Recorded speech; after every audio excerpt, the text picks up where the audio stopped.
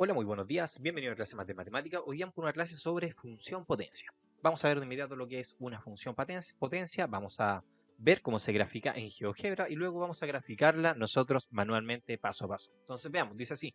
La función potencia es una función de la forma f de x es igual a por x elevado a n, donde n es un número real, perdón, donde a es un número real distinto de 0 y n es un número natural mayor a 1. Es decir, el exponente es un número natural mayor que 1 y a es un número real distinto de 0, porque si eso fuese 0, todo me daría 0 y no sería una función. Está definida en el conjunto de los números reales, es decir, es para todos los números reales. La gráfica y el recorrido de la función potencia depende del valor de n y también del valor de a. Por ejemplo, vamos a tener varias situaciones para la función potencia y su gráfica va a estar asociada a distintos valores. Por ejemplo, si n es impar, si n, es decir, el exponente acá es impar, y con un a igual a 1, vamos a tener el siguiente ejemplo. Acá tengo f de x es igual a x al cubo, es decir, simplemente 1 por x al cubo. En este caso, vamos a rayar acá, en este caso a es igual a 1 y el n, que es el exponente de nuestra función potencia, vendría siendo igual a 3. ¿Y cuál es la gráfica de la función potencia asociada a esto? Es la gráfica que tenemos acá, ya es de esta manera.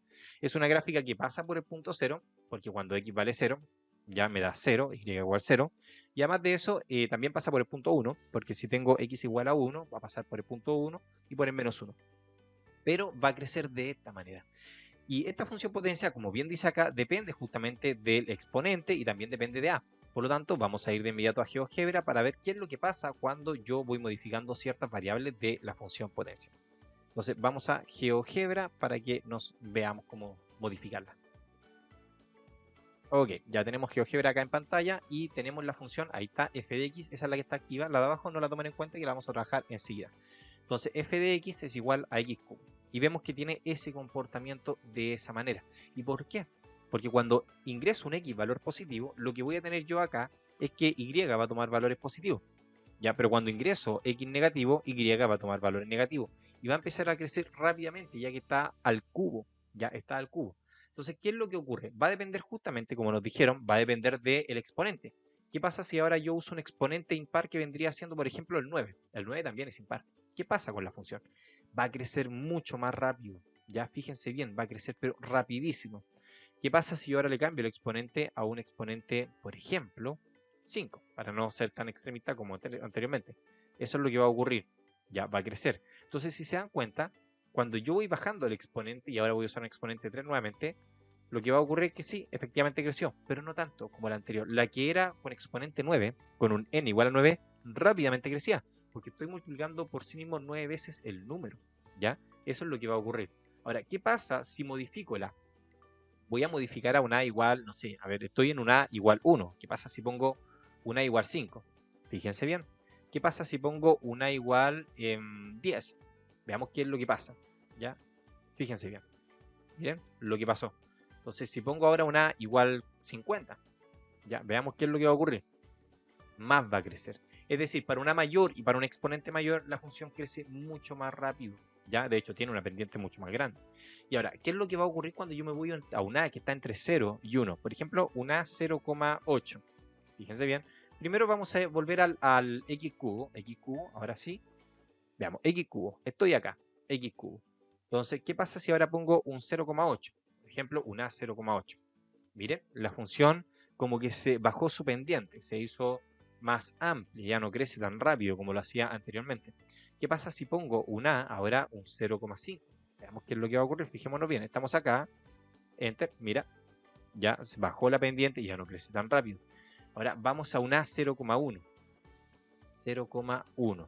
Mira, entonces ya no crece tan rápido la pendiente. Y tiene sentido porque el resultado de x cubo lo estoy multiplicando por un factor decimal. Es un 0, y algo. Estoy extrayendo una parte de él. Entonces eso es lo que va a pasar cuando yo modifico el exponente y modifico el a. Ahora te dirán, ya, pero en la prueba yo no voy a tener GeoGebra para poder resolverlo. Sí, tranquilo. Vamos a hacer justamente un ejercicio en el cual podamos ir viendo cómo lo vamos haciendo. ¿Ya? No me veía en pantalla. Recién me acabo de dar cuenta que no me veía. Entonces, saquemos GeoGebra, volvamos a la pizarra, voy a desactivar la cámara para que sí de esa manera veamos solamente eso y no molestar. ¿Qué pasa si n es par? Ya en ese caso pasa a ser una función cuadrática, en cierta manera, donde no tengo ni b, donde no tengo c. Y ya sabemos, ya vimos lo que eran las funciones cuadráticas, vimos de que era de este tipo, de hecho lo vimos cuando estábamos trabajando también lo que era el tema de traslación de funciones, pero si tengo un n par con a mayor que 0, la concavidad va a ser positiva, y si n es par también con a menor que 0, la concavidad va a ser negativa, va a ir hacia abajo. Ya eso lo habíamos visto en clases anteriores. Pero ¿qué pasa si voy modificando justamente el exponente? Voy modificando el n. Ahí tengo un n cuadrado. ¿Qué pasa si ahora voy a poner otro n par, pero voy a poner un n par asociado a otro número? Veamos. Vamos a poner acá n par. Ok, ya, muy bien. Voy a cambiar eso. En vez de poner un 2, fíjense bien cómo está la gráfica, voy a poner un 4. Ya voy a poner un 4, voy a darle enter y ahí va a cambiar. Fíjense, ya cambió, como que se achicó, creció mucho más rápidamente. Ya no quiero usar términos técnicos, pero lo que está pasando con la función es que crece más rápidamente, su concavidad se achicó. Entonces pongamos acá un 6, por ejemplo, sigue siendo par, ok, sigue siendo par, mira, eso es lo que va a ocurrir. Entonces con x al cuadrado vendría teniendo la concavidad más amplia, ¿ya? Que vendría siendo esa que tengo ahí en ese sentido. Y ya sabemos que cuando cambiamos el signo de la concavidad a uno negativo, por ejemplo, menos 5, lo que va a pasar es que esto se va a invertir, se va a ir hacia abajo y va a tener una concavidad negativa. Eso ya lo habíamos visto en la clase justamente donde analizamos la concavidad de las funciones cuadráticas. ¿Ya? Ok, entonces volvamos a la pizarra para poder seguir analizando estas situaciones ya de una manera más manual. ¿Ya? Eso es lo que pasa cuando tengo un n par y con una concavidad positiva y negativa, y ahora vamos a hacerlo de una manera manual, es decir, grafiquemos, porque ¿qué pasa? En la prueba yo no tengo la opción de justamente poder usar GeoGebra, sino que me dan una función y yo tengo que enfrentarme a esa función. Yo tengo dos opciones: o me enfrento a esta función de una manera memorística, es decir, me sé de memoria qué les pasa al x cubo, al 2 cuando amplío, cuando le amplío el a, cuando amplío el n, o tengo la opción de graficarlo. Y ustedes dirán, oye, pero tampoco tengo un plano cartesiano que me ayude justamente en la prueba. No, pero tú puedes dibujarte rápidamente un plano cartesiano y evaluar rápidamente para que así saber cómo se comporta si es que por algún motivo se te olvida, como es la gráfica de una función potencia impar o una función potencia par. Entonces, vamos a empezar con la primera gráfica, f de x. Vamos a tomar lo que está acá. Eso lo vamos a tomar. ¿Ya? Y lo vamos a llevar a la derecha para que así tenga una al lado izquierdo y la otra al lado derecho. Ya, vamos a correrlo un poquitito, deme un segundo, que estos son ajustes que se me ocurrieron hacer recién. Entonces vamos a empezar con la primera gráfica, la que está al lado derecho, ya f de x, y sabemos que esta gráfica pasa por el 0, ya, así que no la voy a evaluar en 0. Sé que esa gráfica pasa por ahí. ¿Esta gráfica también pasa por el 0? Sí, las dos, ambas gráficas pasan por el 0. Entonces voy a empezar a evaluar en puntos críticos, ¿ya? Por ejemplo, si evalúo en f de x igual 1, me queda 2 por 1 al cubo, esto es igual a 2, ¿cierto? Cuando grafico, es decir, cuando x es 1, y es 2, recuerden que esto es x y el resultado es y. Entonces, cuando grafico en f de x igual 2, me queda, lo vamos a hacer mentalmente, 2 elevado al cubo. Ya 2 elevado al cubo es 2 por 2, 4, por 2, 8. Entonces me queda 2 por 8. Y 2 por 8 es 16. Ah, ok, entonces ya podría yo introducir ciertos puntos. Sabemos que cuando x es 1, ahí lo tenemos, x1, y2. Entonces cuando x1, y2, sabemos que esto va por acá. Y sabemos que cuando x es 2, y es 16. 2, 16, va por acá. Ok, ya tengo graficado eso. Sé que esta gráfica debería ser algo así. ¿Ya? Algo de ese estilo. Pero ¿qué pasa ahora en los negativos? ¿Ya? Entonces voy a graficar en los mismos puntos, pero ahora negativo. Voy a graficar en f de menos 1.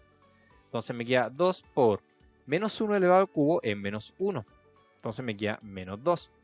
Y cuando grafico en f de menos 2, obtengo lo siguiente. Me queda 2 por menos 8, porque si esto lo elevo al cubo, ya menos 2 al cubo me da menos 8, y me da menos 16. Es decir, me da lo mismo, pero con signo negativo. Entonces yo voy a poner acá, cuando esto es x1, y es menos 2, y cuando x es 2, y es menos 16, está por acá abajo.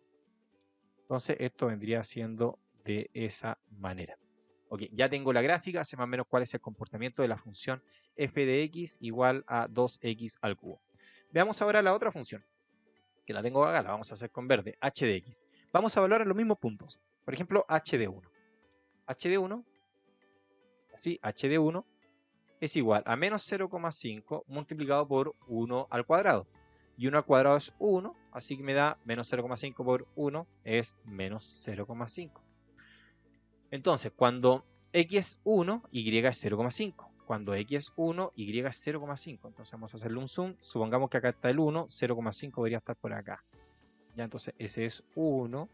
Y si acá es el 1, 0,5 debería estar ahí a la mitad. Así que ese vendría siendo un punto. También pasa por el punto 0, dicha función, porque si yo la evalúo en 0, me da 0 todo. Ahora voy a evaluarla en h2. Entonces en h2 me da menos 0,5 multiplicado por 2 al cuadrado es 4. Entonces me queda por 4. Y 0,5 por 2, perdón, por 4 es 2 y me queda 2 negativo. ¿Cierto? Ok, entonces yo sé que en h de 2, y es igual a menos 2. Entonces voy a poner acá. Cuando x vale 2, ¿cierto? Cuando x vale 2. A ver, parece que acá cometí un error en el anterior. Sí, puse 0,5 positivo y 0,5 negativo. ¿Ya? 0,5, ese puntito que puse acá, lo más seguro es que tú estarás diciendo, oye, hay un error, va acá abajo. Ya vamos a hacerle un zoom. No voy a editar esta parte del video porque justamente es importante aprender en qué cosa uno se puede equivocar. Ahora, ¿en qué estaba pensando yo? No, nada, simplemente no me di cuenta del signo. ¿Cuándo me di cuenta que estaba mal? Ok, cuando vi que era menos 2. Así que vamos a dejar esa parte del video así intacto, no lo voy a editar, ya para que ustedes entiendan que uno tiene que ir constantemente corroborando la información. Yo dije, ok, este es negativo, pensé de inmediato esto pasa por el 0, la concavidad es negativo, ok, estaba cometiendo un error importante. Así que ojo, no se edita el video, se deja así simplemente para que aprendan de los errores. Y no cometan los mismos errores que yo.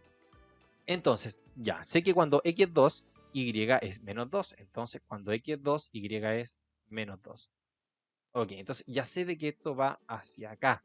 Esto es una parábola, tiene concavidad negativa, ya sé que es así. Ahora evalúo en los otros puntos, pero en sus versiones negativas. Entonces en h de menos 1, ¿y qué ocurre? Lo siguiente, 0,5 menos 1 al cuadrado es 1, así que me da igual menos 0,5. Y cuando yo evalúo en menos 2, me queda menos 0,5, esa es una constante, y menos 2 al cuadrado igual es 4, así que me da igual menos 2. Entonces, ¿qué ocurre? De que para una imagen, para una preimagen, para dos preimagen tengo la misma imagen. Es decir, para x2 e x menos 2 me da el mismo resultado. Entonces, ¿qué ocurre? De que esto es una parábola, justamente. Entonces voy a tener que esto va acá y esto va acá. Entonces es así. Y esta parábola lo más seguro es que siga creciendo hacia abajo. Entonces, de esa manera yo me puedo hacer una imagen mental, podríamos decir una proyección de cómo se comportan ambas funciones cuando esté realizándolo en una prueba. Ya por si acaso no me acuerdo, es decir, supongamos que me dan una función y me dan opciones de gráfica de esa función. ¿Cómo lo puedo ir resolviendo? De esta manera. Ya tú haces un plano cartesiano improvisado en tu hoja y graficas. Y así de esa manera no ocupas tanto la memoria y ocupas más algo más práctico, que es saber cómo evaluar funciones. ¿Ya? Ok, dejamos esta clase de hoy hasta acá. Nos vemos en la siguiente clase. Hasta luego. Chao, chao.